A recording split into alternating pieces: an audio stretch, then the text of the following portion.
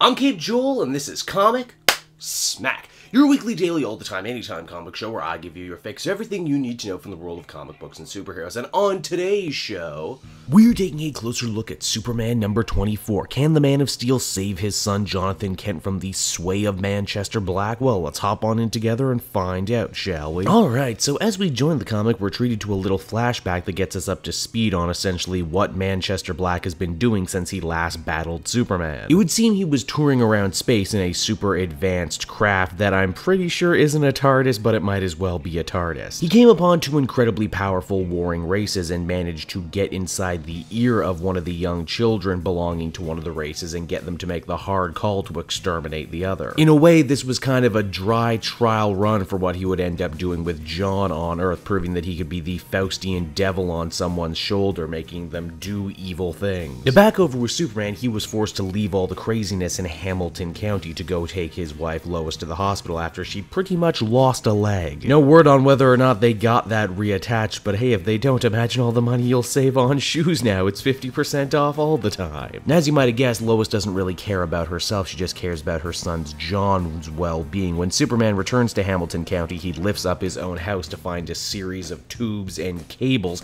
connecting his own home and all the other places in town to Dead Man's Swamp. It's after that, Jonathan just simply walks up on his father, but it's clear he's been shaken and rattled by everything Manchester Black has shown and told him. Superman is none too happy to hear about all this and tries to fry Black. But being an incredibly powerful telekinetic, Black is able to stop the eye lasers like he was frickin' Kylo Ren and even light his smoke off it because he's just that slick. Superman and Black have themselves a little dust up, all the while talking about their own individual ideology. Manchester Black saying Superman doesn't go far enough, that the world has moved past him, that his type of heroics don't fly anymore, and that if the world is truly going to be saved, then Black needs to mold young Jonathan into a Superman for the current day and age. A Superman unafraid to take lives when it matters. Help ends up coming for Superman and Superboy in probably one of the most unlikely of forms, and that is Farmer Cobb and his granddaughter Kathy. They've been feeling a lot of discontent with the elite right about now,